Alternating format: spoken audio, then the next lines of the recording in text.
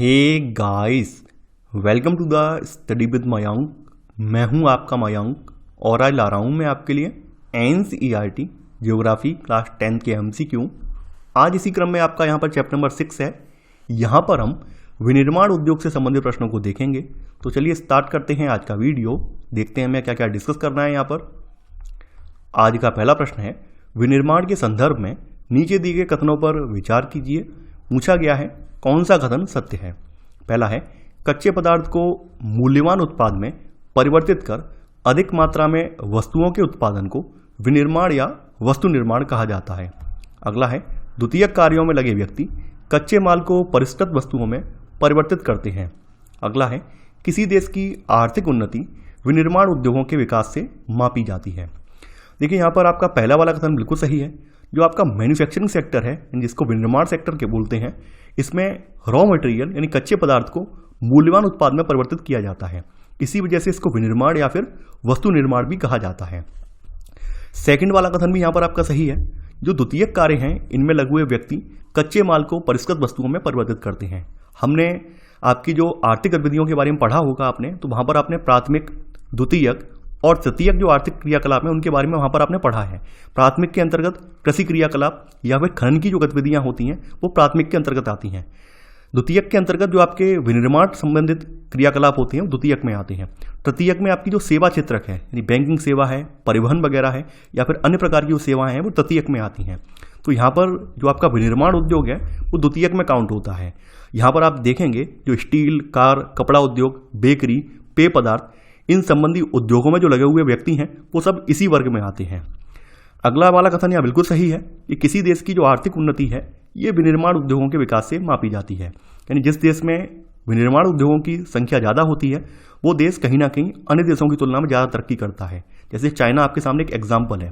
China क्यों उभर रहा है? चाइना के उभरने का रीजन ही यही है क्योंकि वहाँ पे मैन्युफैक्चरिंग सेक्टर को ज़्यादा बढ़ावा दिया जा रहा है। तो यहाँ पर आपका तीनों ही कथन सही है। तो आंसर है आपका डी, उपरोक्त सभी। दूसरा प्रश्न है अब आपका, निम्न में से कौन सी विशेषता विनिर्माण के महत्व से संबंधित नहीं है। पहला है, विनिर्माण उद्योग द्वितीयक और तृतीयक सेवाओं में रोजगार उपलब्ध कराकर कृषि पर निर्भरता को कम करते हैं। अगला है, विनिर्माण उद्योग के विकास से कृषि उत्पादन में कमी आई है। अगला है, निर्मित वस्तुओं का निर्यात वाणिज्य व्यापार को बढ़ाता है जिससे अपेक्षित विदेशी मुद्रा की प्राप्ति होती है। अगला है, देश में औद्योगिक विकास बेरोजगारी तथा गरीबी उन्मूलन की एक आवश्यक शर्त है। देखिए यहाँ पर पहला वाला कथन बिल्कुल सही है। विनिर्माण उद्योग जो है ये द्वितीयक और तृतीयक सेवाओं में रोजगार उपलब्ध करवाते हैं और ऐसे करके हमारी जो कृषि पर निर्भरता है ये कम होती है। जैसे मान लीजिए कहीं पर कोई इंडस्ट्री का विकास हो रहा है, कहीं पर इंडस्ट्री लगाई जा रही है, तो पूरा एरिया एक औद्योगिक संकुल बन जाएगा और वहाँ पर विविध प्रकार की तृतीयक सेवाएं भी होंगी, अन्य द्वितीयक सेवाएं भी वहाँ पर ओपन हो जाएंगी। तो ऐसे करके वहाँ के जो लोग होंगे उनके पास विकल्प होगा, या तो वो एग्रीकल्चर में चले जाएं या फिर द्वितीयक या तृतीयक सेवाओं में चले जाएं। तो यहाँ पर आपका पहला वाला कथन बिल्कुल सही है। बी वाला कथन आपका गलत है। यहाँ पर लिखा हुआ है कि विनिर्माण उद्योग के विकास से कृषि उत्पादन में कमी आई है, जो कि गलत है। देखिए मान लीजिए आपके जिले में कोई टोमेटो केचप बनाने का एक कारखाना खुलता है। कोई अंतर्राष्ट्रीय कंपनी है, हिंदुस्तान यूनिलीवर ने अपना एक टोमेटो केचप बनाने का कारखाना एक जिले में खोला है और ये उस जिले के किसानों से ये कह रहे हैं कि आप हमें अपने टमाटर उगा के दो, हम आपको बाजार कीमत से अच्छी कीमत उपलब्ध करवाएंगे। तो क्या उस जिले के किसान अधिक उत्पादन नहीं करेंगे? बिल्कुल करेंगे भाई। जब कंपनी प्रोत्साहित करेगी, कोई फर्म प्रोत्साहित कर रही होगी कि आप हमें टमाटर उगा के दो और हम आपको अच्छी कीमत उपलब्ध करवाएंगे, तो किसान अपने आप अधिक उत्पादन करेंगे, अधिक पैदावार करेंगे। तो ऐसे करके कृषि उत्पादन में कहीं ना कहीं वृद्धि आएगी। तो यहाँ पर आपका बी वाला कथन गलत हो जाएगा। यानी कृषि और उद्योग एक दूसरे से पृथक नहीं है, बल्कि ये एक दूसरे के पूरक हैं। इसी तरह से आपके जो विनिर्माण उद्योग हैं ये एग्रीकल्चर के लिए सिंचाई के पंप, उर्वरक, कीटनाशक दवाएं, प्लास्टिक पाइप, मशीनें और एग्रीकल्चर से जुड़े हुए औजार वगैरह ये सब देते हैं। तो ऐसे में कृषि का उत्पादन और बढ़ जाता है। तो यहाँ पर आपका कथन जो है बी वाला गलत है। सी वाला कथन बिल्कुल सही है कि निर्मित वस्तुओं का निर्यात वाणिज्य व्यापार को बढ़ाता है। देखिए इसका एक बेटर एग्जाम्पल चाइना है।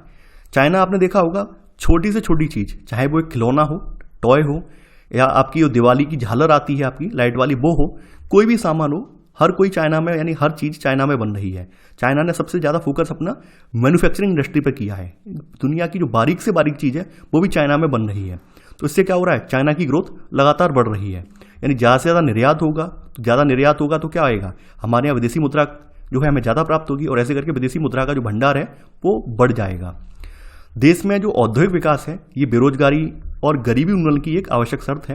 यानी जिन देशों में औद्योगिक विकास नहीं हुआ है तो वो देश बेरोजगारी और गरीबी से जूझ रहे हैं, और जहां पर आपका औद्योगिक विकास बढ़ रहा है तो कहीं ना कहीं उनमें बेरोजगारी और गरीबी उन्मूलन हो रहा है।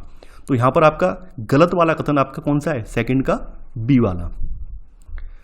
तीसरा प्रश्न है अब आपका, राष्ट्रीय विनिर्माण प्रतिस्पर्धा परिषद NMCC की स्थापना कब की गई थी? 2002, 1985, 2004, 2016। देखिए NMCC की स्थापना सितंबर 2004 में की गई थी।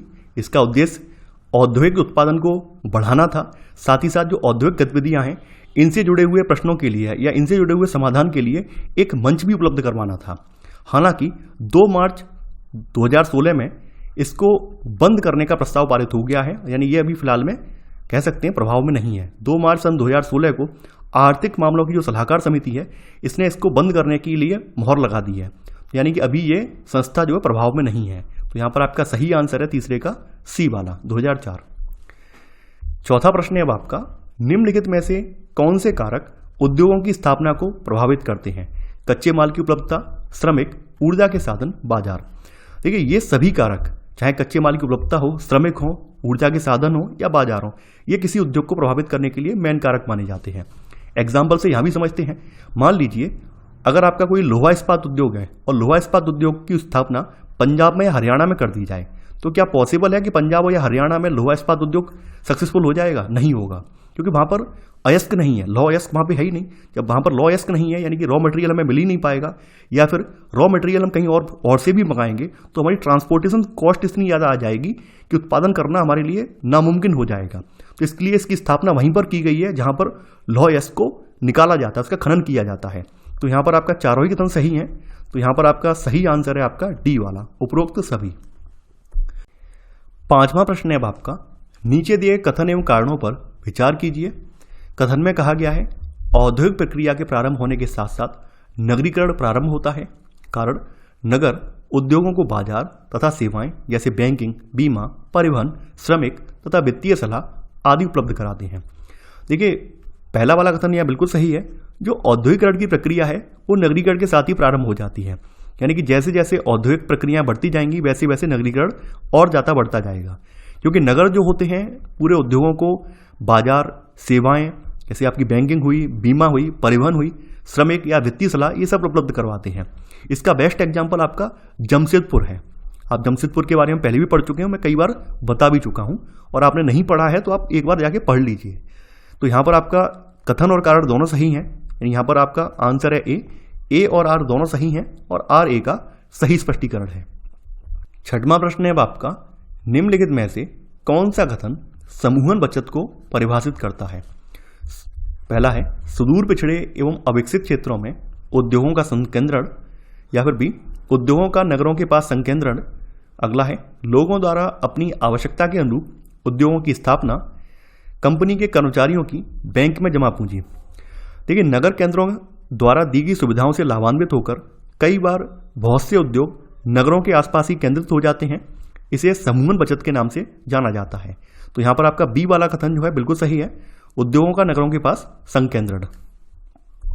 सातवां प्रश्न है अब आपका, नीचे दिए गए कथनों पर विचार कीजिए। पूछा गया है कौन सा कथन सत्य है? पहला है स्वतंत्रता से पहले अधिकतर विनिर्माण उद्योगों की स्थापना दूरस्थ देशों से व्यापार पर आधारित थी। अगला है किसी उद्योग की अवस्थिति का निर्धारण उसकी न्यूनतम उत्पादन लागत से निर्धारित होता है। देखिए 1947 से पहले आपको पता होगा हमारे यहाँ औपनिवेशिक शासन की स्थापना हो जाने के बाद औपनिवेशिक सरकार की शोषण मूलक नीतियों की वजह से जो भारत की जनता थी वो लगातार गरीब होती जा रही थी, और उसी समय में जो आपके उद्योग स्थापित किए गए हैं तो ऐसे में उन उद्योगों का बना हुआ सामान क्या वो जनता खरीद पाती? नहीं खरीद पाती, क्योंकि उस जनता के पास इतना पैसा नहीं था कि जो भारतीय बुनकर हैं उनसे अपना सामान खरीद सके। तो ऐसे में उद्योग का सामान खरीद पाना तो बहुत मुश्किल बात थी। तो जो भी उद्योग स्थापित किए गए थे मुंबई में, कोलकाता में या चेन्नई में, तो उनकी स्थापना इसी उद्देश्य से की गई थी कि यहाँ के बने हुए सामान की सप्लाई विदेशों में की जाएगी। तो यहाँ पर आपका पहला वाला कथन बिल्कुल सही है। सेकंड वाला कथन ये भी सही है, अभी मैंने आपको इसके बारे में बताया है कि जैसे आपके पंजाब या हरियाणा में अगर हम लौह अयस्क उद्योग का कारखाना स्थापित करना चाहें, क्योंकि वहाँ पर लौह अयस्क तो है नहीं, पंजाब या हरियाणा में लौह अयस्क नहीं है, ना ही वहाँ पर माइनिंग होती है, और हम ये मान लें कि हम ट्रेन से या फिर जो रेलगाड़ी या ट्रकों के थ्रू लौह अयस्क मंगाएंगे, तो आपका जो उत्पादन कॉस्ट है वो काफ़ी बढ़ जाएगी। तो ये इसकी स्थापना उन्हीं जगहों पर हो सकती है जहाँ पर आपका लौह अयस्क मौजूद है, जहाँ पर उसका खनन होता है। तो किसी उद्योग की उपस्थिति का निर्धारण उसकी न्यूनतम उत्पादन लागत से निर्धारित होता है। तो यहाँ पर 1 और 2 दोनों ही सही हैं, तो आंसर है आपका 7 का सी वाला। 8वां प्रश्न है अब आपका, निम्न में से कौन सा खनिज आधारित उद्योग नहीं है? लोहा तथा इस्पात उद्योग, सीमेंट उद्योग, वनस्पति तेल उद्योग, पेट्रो रसायन उद्योग।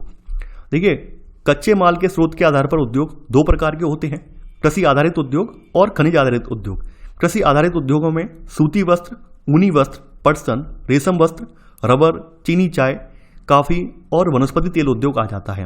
यानी वनस्पति तेल उद्योग आपका जो है ये खनिज आधारित उद्योग नहीं है, बल्कि एग्रीकल्चर वेस्ट उद्योग है।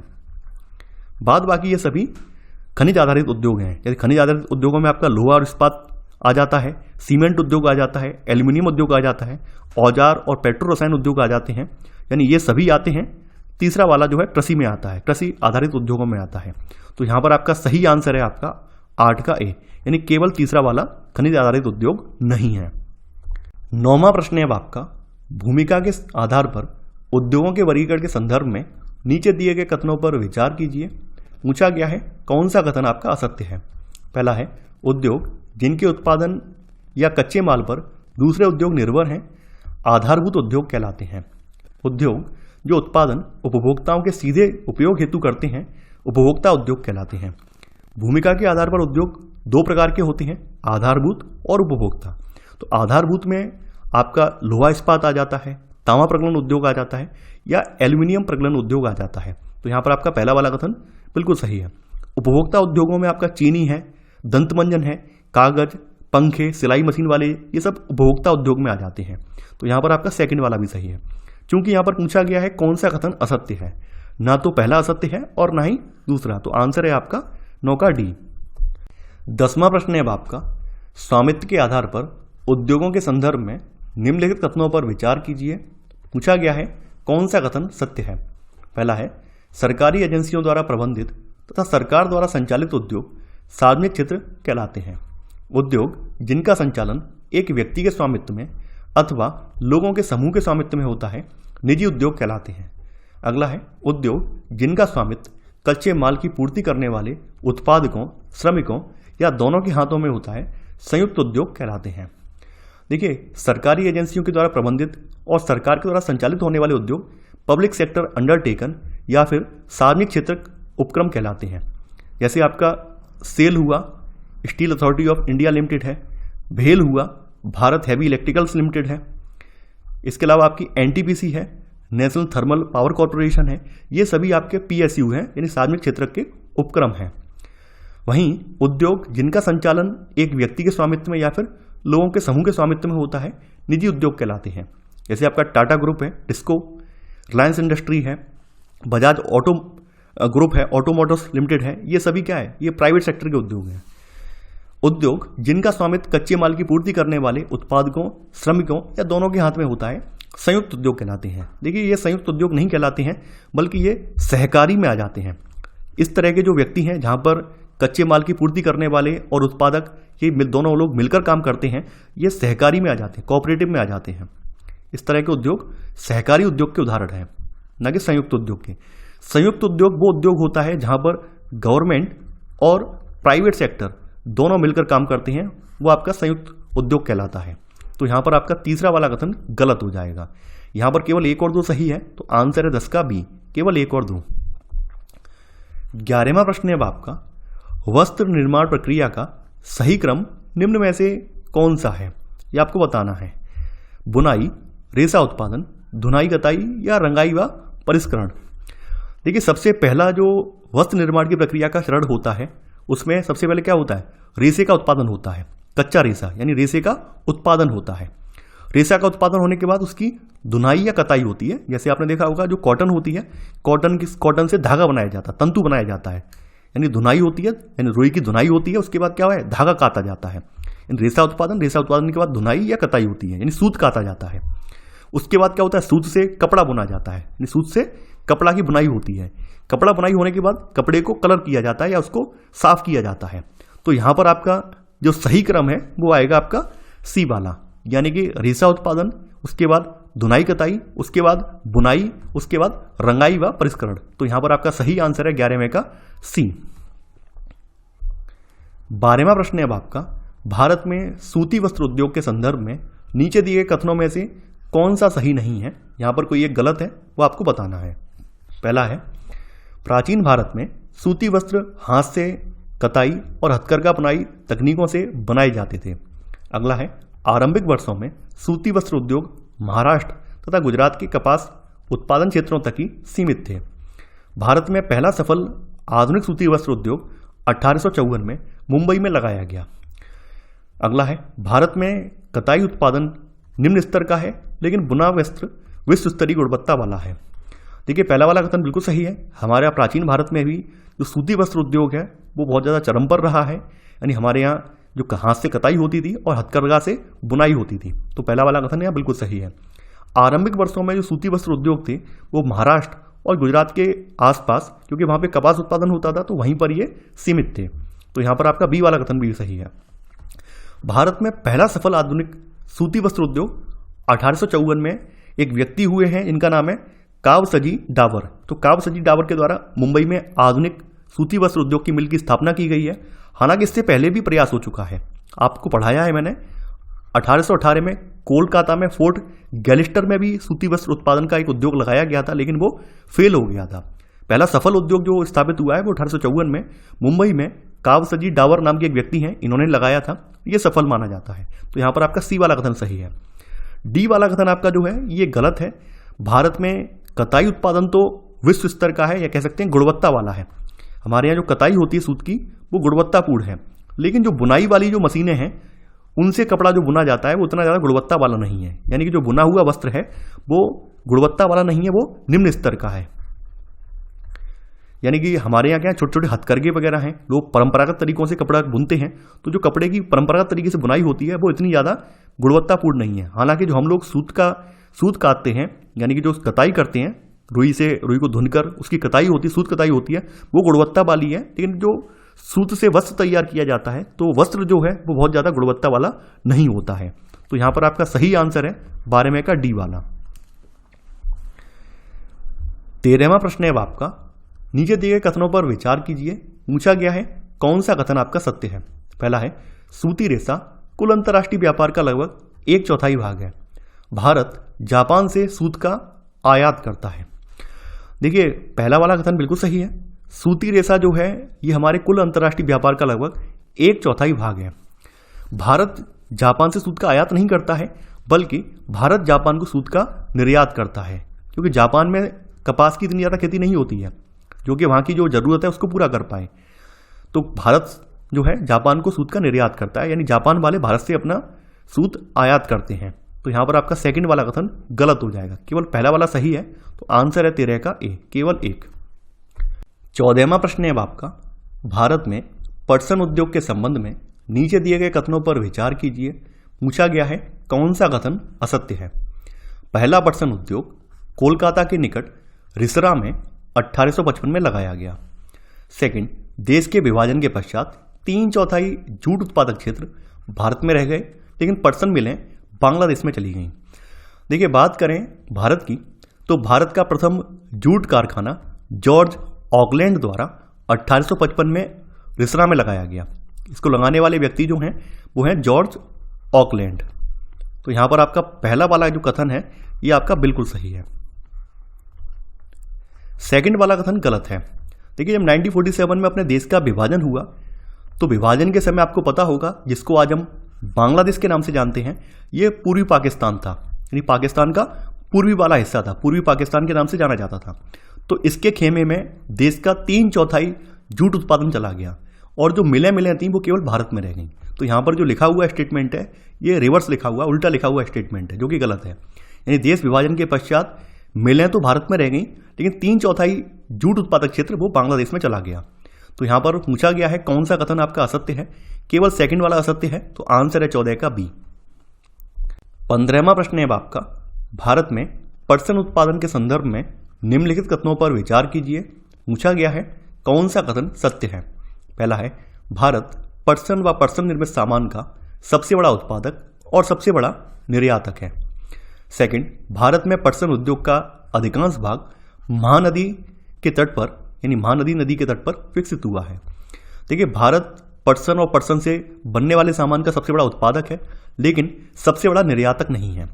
सबसे ज़्यादा निर्यात करने में पहले स्थान पर जो है वो बांग्लादेश आ जाता है, और सेकंड नंबर पर हमारा नंबर आता है। यानी एक्सपोर्टर के मामले में बांग्लादेश पहले नंबर पर है और भारत जो है ये दूसरे नंबर पर है। तो यहाँ पर आपका पहला वाला कथन गलत हो जाएगा। पहला वाला कथन आधा सही है और आधा गलत है, तो इस हिसाब से गलत हो जाएगा। भारत में पटसन उद्योग जो है ये हुगली नदी के तट पर, ना कि महानदी तट पर, जो आपकी हुगली नदी है, तो हुगली नदी के तट पर लगभग 98 किलोमीटर लंबी ये पट्टी है, 3 किलोमीटर चौड़ी पट्टी में ये किया जाता है। तो यहाँ पर आपका सेकंड वाला कथन भी गलत हो जाएगा। यहाँ पर एक और दो कथन दोनों ही गलत हैं, तो आंसर है आपका डी, ना तो एक सही है और ना ही दूसरा। 16वां प्रश्न है आपका, भारत में चीनी उद्योग के संबंध में नीचे दिए गए कथनों पर विचार कीजिए। पूछा गया है कौन सा कथन सत्य है। पहला है, भारत का चीनी उत्पादन में विश्व में प्रथम स्थान है, लेकिन गुड़ व खांडसारी के उत्पादन में इसका दूसरा स्थान है। सेकंड, इस उद्योग में प्रयुक्त कच्चा माल भारी होता है तथा ढुलाई में इसके सुक्रोज की मात्रा घट जाती है। दक्षिणी और पश्चिमी राज्यों के गन्ने में उत्तर भारत के गन्ने की अपेक्षा अधिक मात्रा में सुक्रोज पाया जाता है। देखिए, बात करें भारत के चीनी उत्पादन की, तो भारत का चीनी उत्पादन में विश्व में सेकंड स्थान है, वहीं गुड़ और खांडसारी के उत्पादन में भारत का पहला स्थान है। तो यहां पर आपका पहला वाला कथन गलत हो जाएगा। ब्राजील जो है दुनिया में सबसे ज्यादा चीनी का उत्पादन करता है, ब्राजील का स्थान पहले नंबर पर आता है और उसके बाद भारत का आता है। इस उद्योग में जो प्रयुक्त कच्चा माल है, खास करके गन्ना, तो गन्ने को ज्यादा देर तक रखे रहने की वजह से या लंबी दूरी पर ढुलाई करने की वजह से इसमें सुक्रोज की मात्रा घट जाती है। कहने का मतलब आम भाषा में मीठापन कम हो जाता है। तो सेकंड वाला कथन यह बिल्कुल सही है। दक्षिणी और पश्चिमी राज्यों का जो गन्ना है उसमें उत्तर भारत के गन्ने की अपेक्षा अधिक मात्रा में सुक्रोज पाया जाता है, क्योंकि वहां पर शुष्क मौसम की वजह से उसमें सुक्रोज की मात्रा ज्यादा देखने को मिलती है। यही कारण है कि अब आपके साउथ में और पश्चिमी भारत में गन्ना उत्पादन ज्यादा हो रहा है। तो यहां पर आपका तीसरा वाला कथन बिल्कुल सही है। यहां पर आपका केवल सेकंड और थर्ड कथन सही है, तो आंसर है आपका बी, केवल 2 और 3। सबसे ज्यादा गन्ना उत्पादन करने वाला राज्य आपका वर्तमान में यूपी है। सबसे ज्यादा चीनी मिलों वाला राज्य, यानी चीनी मिलें जो सबसे ज्यादा जो हैं वो आपके महाराष्ट्र में है। चीनी मिलें आपकी सबसे ज्यादा कहां है? ये महाराष्ट्र में। ये आपको याद रखना है।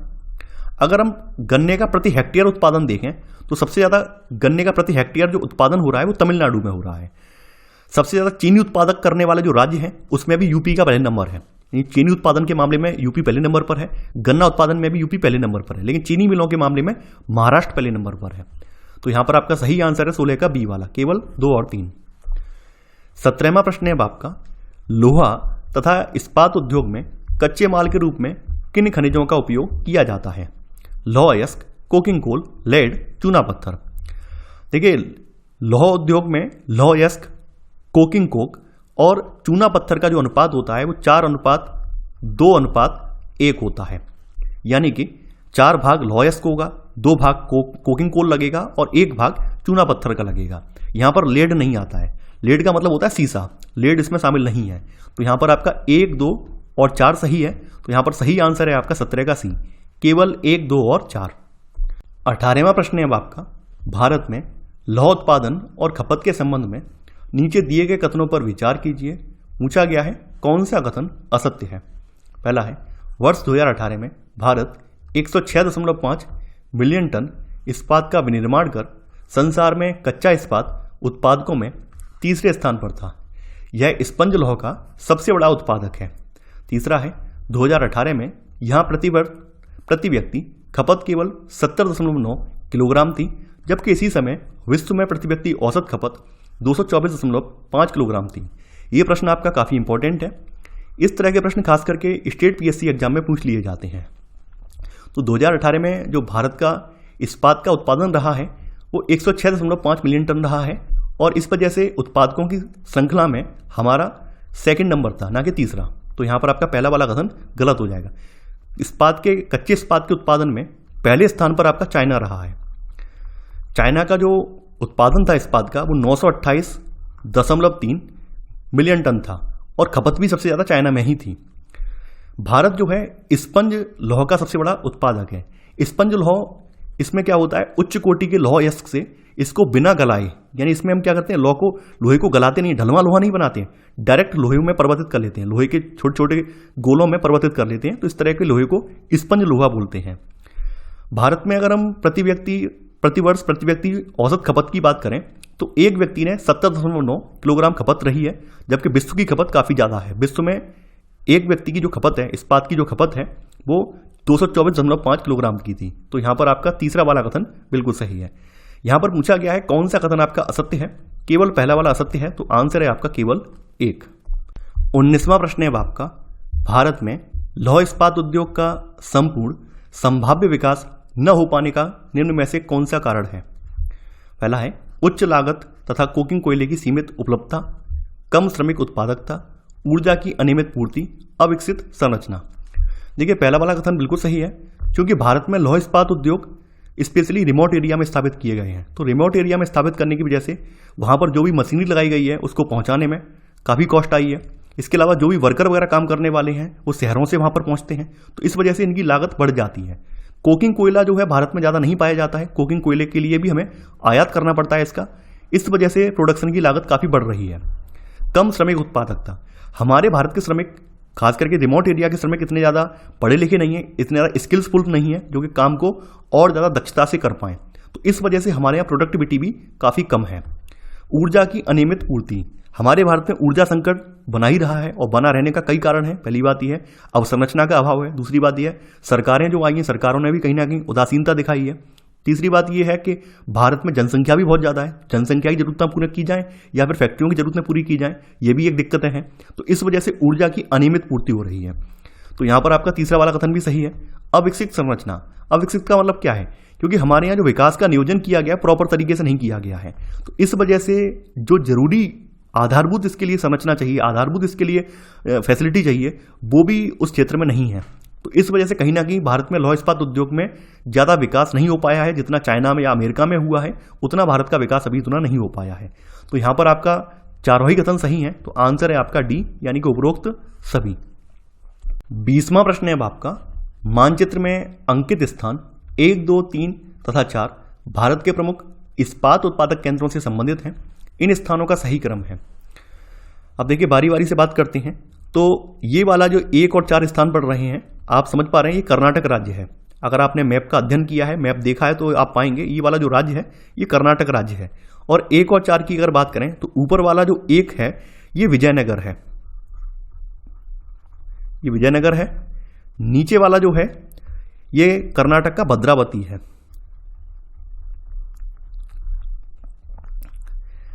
आप ये देख पा रहे हैं कि ये 3 नंबर वाला जो प्रमुख केंद्र है ये समुद्र से लगा हुआ है, और समुद्र से लगा हुआ पूर्वी घाट पर एक ही ऐसा शहर है जो कि काफी औद्योगिक रूप से विकसित है, ये आपका विशाखापट्टनम है।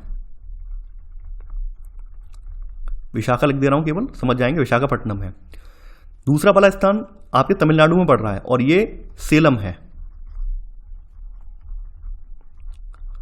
अब आपका सही क्रम जो है, यानी आपका यहां पर सही आंसर जो है वो है बी वाला, विजयनगर। विजयनगर के बाद सेलम, उसका विशाखापट्टनम, फिर भद्रावती। तो यहां पर आपका सही आंसर है 20 का भी। इस तरह के प्रश्न भी यूपीएससी में पूछे जाते हैं, तो आप लोगों से गुजारिश यही है कि आप अभी से अगर अभ्यास करके चलेंगे, अभी से आपके एनसीईआरटी में जो मैप दिए हुए हैं उनको अगर ढंग से देख के चलेंगे तो आपको कोई दिक्कत नहीं होगी। 21वां प्रश्न है अब आपका, मानचित्र में अंकित स्थान 1, 2, 3, 4 तथा 5 भारत के प्रमुख इस्पात उत्पादक केंद्रों से संबंधित हैं। इन स्थानों का सही क्रम है। यहां पर भी मैं आपको वही हिंट दे रहा हूं। सबसे पहले आप राज्यों को आइडेंटिफाई करें कि कौन कौन सा राज्य है। आप देख पा रहे हैं कि ये वाला जो राज्य है ये एमपी है, और एमपी से ही लगा हुआ राज्य ये वाला कौन सा है, छत्तीसगढ़ है, सीजी है। सीजी में जो 5 नंबर वाला केंद्र है इसको भिलाई के रूप में जाना जाता है, क्योंकि भिलाई एक औद्योगिक केंद्र है। ये बात हम पढ़ चुके हैं पहले ही। इसके बाद ये वाला जो राज्य है ये उड़ीसा है, ओडी लिख दे रहा हूं, ओडिशा राज्य है। और ये 4 नंबर वाला जो केंद्र आप देख पा रहे हैं इसको राउरकेला बोलते हैं।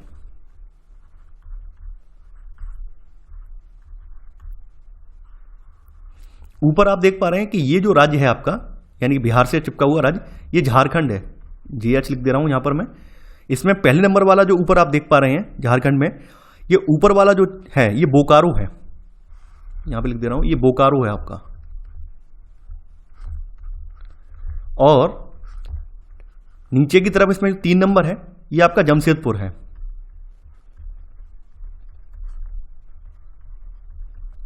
इसके अलावा आप अब वेस्ट बंगाल में चले जाते हैं, तो वेस्ट बंगाल में 2nd नंबर वाला दुर्गापुर है।